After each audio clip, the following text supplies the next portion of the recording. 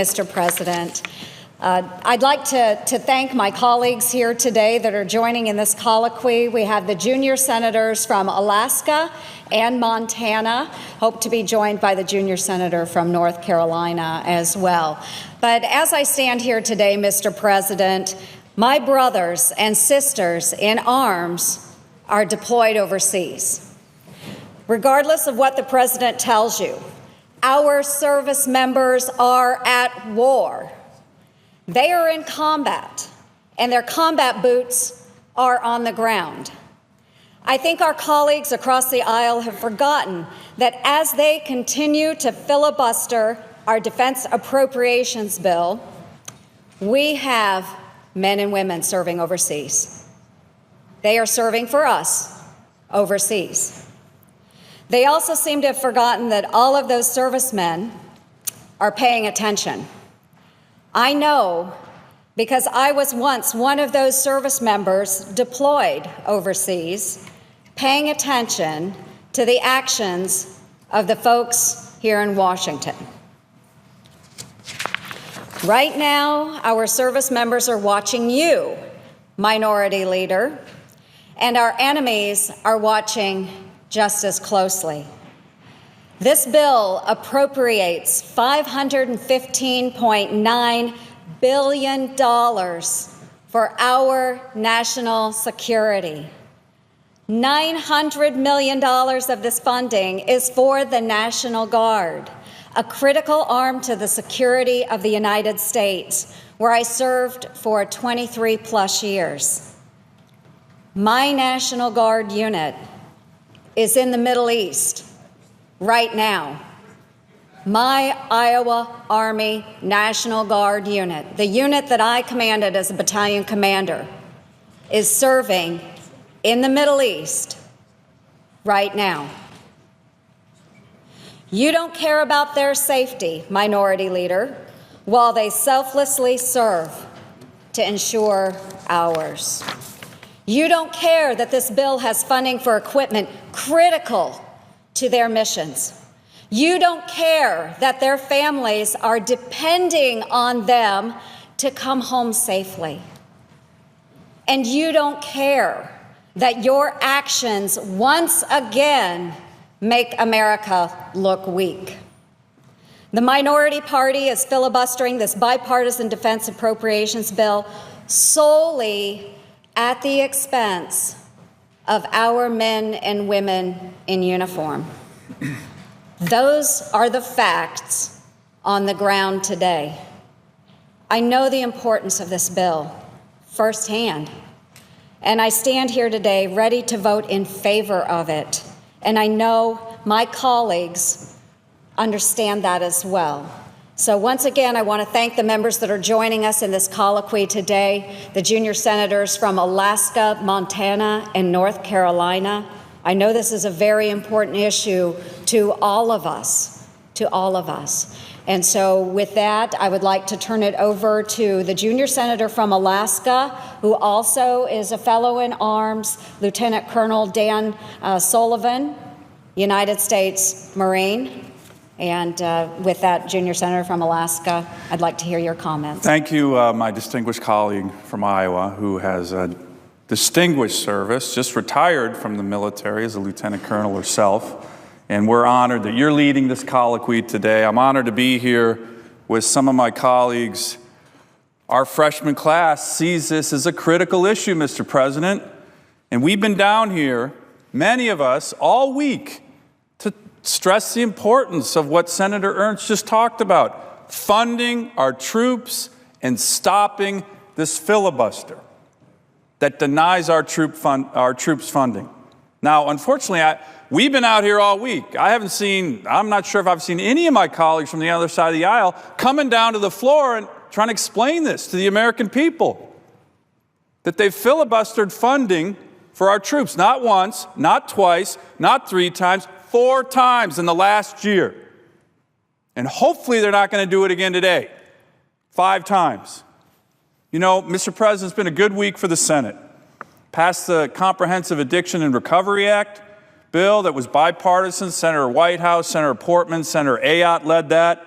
The FAA authorization, Senator Thune, Senator Nelson, that's going to protect the American people in the aviation space. But we have more important work today on defense issues, on national security issues. And much of it is dealing with supporting our troops, which is not a partisan issue. And they need that support, Mr. President. Just this past week, the President, the Secretary of Defense have made many more commitments with regard to our troops. 8,400 troops in Afghanistan, 560 additional troops in Iraq, 1,000 additional troops in Poland, and a battalion headquarters, 2 carrier battle groups in the South China Sea. They're protecting us. They're supporting us. And we should be doing the same thing. It's that simple. So like my colleagues here, I find it amazing. I find it remarkable. To be quite honest, I find it sad that the minority leader is encouraging a filibuster of the defense appropriations bill again for the 5th time in a year. I think my colleagues on the other side of the aisle should reject this approach. They're going to have the opportunity in the next hour to come down here and actually vote to fund our troops. And I guarantee you, regardless of what state you're from, regardless of what political party you represent, the American people in every state in the United States support doing what we're talking about here, which is funding our troops and dropping this ridiculous filibuster against the people, men and women, who are out there right now protecting us. So I call on my colleagues, all of them, to do the right thing by our troops, to do the right thing by our troops, do the right thing by the American people, and that's vote today to fund our troops. All of my colleagues have been very focused on this, but no more so than my colleagues from Iowa, North Carolina, Montana. All of us have significant military populations, experience, and I'd like to yield the floor to my colleague from Montana, Steve Daines, to further discuss this important issue. Thank you, Senator Sullivan. And what an honor to stand here today, standing next to 2 lieutenant colonels, Lieutenant Colonel Ernst, Lieutenant Colonel Sullivan. And by the way, Lieutenant Colonel Ernst was the first woman to ever serve in combat and serve in the United States Senate. And for their service, I am truly grateful. Thank you. And I want to thank Senator Sullivan for really organizing and bringing us together, as well as Senator Ernst. Their leadership as those who have wore or do wear the uniform of the United States military and now serve in the Senate is critical in this most perilous time for our nation as we face threats from all over the world. And to think that this body, the United States Senate, is going to recess tonight for an extended summer recess and leave with the very important unfinished business of funding the U.S. military, funding the troops. Today, the Senate Democrats are expected to once again block the consideration of Defense Appropriation Act of 2017, denying our troops the proper funding and the support they deserve. What kind of message does that send to the men and women who are standing today, putting their lives at risk to protect our country? What message does that send to them? And as Senator Sullivan said, and Senator Ernst, this isn't the first time. It's not the second time. It's not the third time. It's not the 4th time. It is the 5th time we will see our friends across the aisle, the Senate Democrats, filibuster the funding of our troops. This reminds me of Groundhog Day. What's even more frustrating, they are refusing, the Senate Democrats, to even debate the issue. Now, I spent 28 years in the private sector. And I'll tell you, one way to ensure you don't get anything done is to not even discuss it. And that seems to be the road the Senate Democrats are taking. It is the low road, not the high road. They would prefer to once again obstruct what we call regular order in this body, much in the same fashion they did during the past few years, which became the hallmark of a failed Democratic-led Senate majority. And while our troops are actively engaged in multiple theaters across the world, and they need the critical support for our growing mission overseas, my friends from across the aisle are actively blocking our troops from being combat ready. But let's remember, just remember this. A few short weeks ago, the United States House of Representatives, they passed this bill on a solid bipartisan vote, 282 to 138. 48 Democrats supported that bill. It passed with strong bipartisan support. And then over here on the Senate side, I serve in the Appropriations Committee. We passed this bill out of the Appropriations Committee by 30 to 0. 30 to 0. That's called a shutout. That's called running up the score. I remember that clearly. Not one Democrat opposed this bill to fund our troops when it passed out of committee. And yet, when it comes to the floor, the Senate Minority Leader now is instructing the Senate Democrats to filibuster, getting the bill even debated here as well as passed on the Senate floor. What's changed? What has changed? Nothing has changed, except for the fact that our troops are not getting the funding and the support they need. Is that what you really want, Mr. Minority Leader? The passage of this legislation is critical to carrying out the missions in an increasingly dangerous world. And I can tell you one thing, our enemies are not waiting for Senate Democrats to fund our troops to make it a fair fight. This bill pays the salaries of 1.2 million military active duty, 800,000 reservists. The Senate Democrats are saying no to almost 10,000 troops engaged right now as we speak in combat in Afghanistan. An additional 5,000 troops in harm's way in Iraq, and many more throughout the globe. I come from Montana. We have one of the highest per capita vet populations in the United States. I'm proud of the Malmstrom Air Force Base, where we have 1/3 of our nation's ICBMs ready at any moment here to defend our freedom. They silently sit across the plains of Montana. But Senate Democrats are failing them. It's unacceptable. And as the Senate heads home for the work period, I challenge my Democrat colleagues to go back home and look at those veterans and those active duty troops in the eye and ask, did I serve these selfless men and women, or did I let the Minority Leader, the Democrats, play cheap party politics with funding their pay? The Minority Leader's constituents in Nevada deserve more. Montanans deserve more. The American people deserve more. I want to now recognize the Junior Senator from North Carolina, Tom Tillis, who has an amazing group of active military and veterans there in North Carolina. I'm proud to stand here with Senator Tillis. Senator Tillis, look forward to hearing what you have to say. Thank you, Senator Daines, and for all the work that you do in supporting our troops. And Lieutenant Colonels Sullivan and Ernst, thank you for your service to the nation, your continued service. And Dan, or Senator Sullivan, thank you for just continuing to pound on this. It's important. You know, yesterday or earlier this week, I talked about how this is approaching personal with me. I'm going to try and not get as loud as I got a couple of days ago, but I really want to talk about what this means. I want to talk about the process, an appropriations process where every single member, 30 Democrats, voted for this bill. What we're trying to do now is have the broader membership vote for it and send it out of the chamber. 30 Democrats. I wouldn't be surprised if you went on their social media presences or if you took a look at press releases that they rightfully announced to their constituents how they voted to support a bipartisan appropriations bill coming out of committee. Now I want them to follow up with a press statement that says, Harry Reid tells me I've got to vote no now. I've got to say no to troops.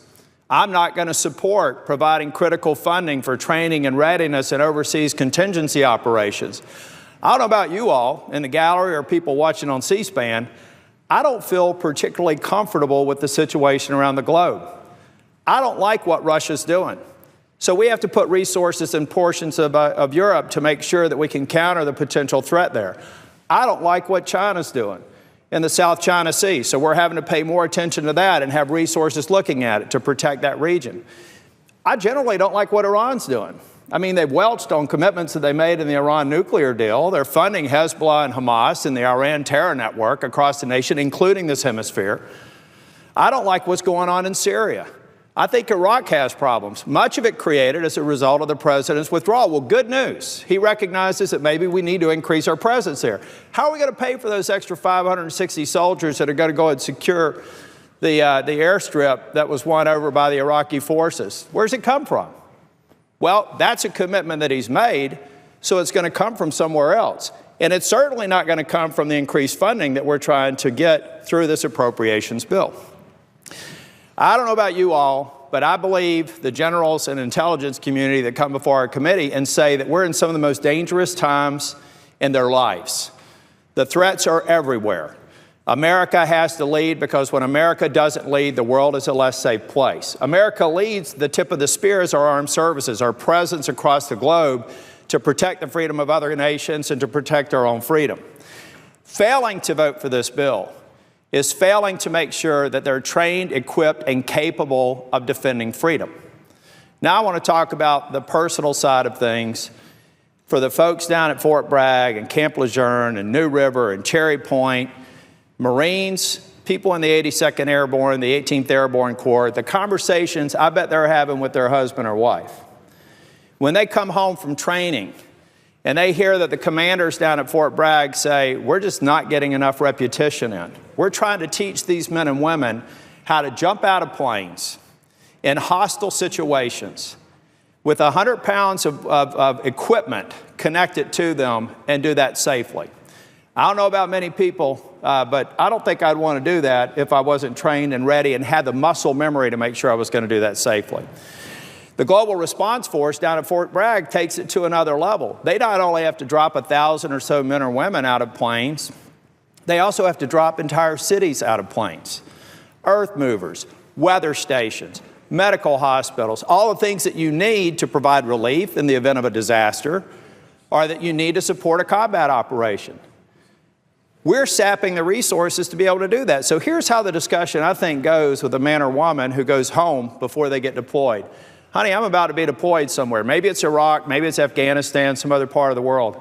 And I'm a little bit nervous because I only got about 80% of the training I really needed that the Army or the Air Force or the Marines deem necessary for me to be able to do that job safely and be certain that I can complete the mission. I'm sorry, hon, I've sworn to defend this country, so I'm going to do it. But I know that I'm not at the level of training and capability that I should be. And then they say goodbye, and that spouse, hopefully, sees that person come home again. So, you know, guys, politics is an interesting thing. Debate is an interesting thing. We've heard the theater on the floor today that has nothing to do with the votes that we have before us. We've heard global warming. We've heard all of these other things. What we haven't heard is from the 30 Democrats that voted for this precise bill. Some people lead you to believe it's changed since they voted for it. It hasn't changed. It's precisely the same bill. But they've got a minority leader who says, don't vote for it. Play my game. Let us then come down here and say, do your job. We're doing our job right now. Joni Ernst is doing her job. Dan Sullivan's doing her job. Steve Daines is doing his job. I'm doing my job by saying, you guys went into a committee and you voted for this bill. You went home and told everybody you're supporting your troops. Now you've got a minority leader that's telling you, don't do your job, and let's go on the floor and pretend that those of us who want to support our troops aren't doing our job. It's disingenuous at best, and it's dishonest at worst. And Mr. President and my colleagues here, we need to pound this issue. I need to go home and and be able to tell a story and say, we support you, Fort Bragg. We support you, and we're going to do everything we can to get this bill passed.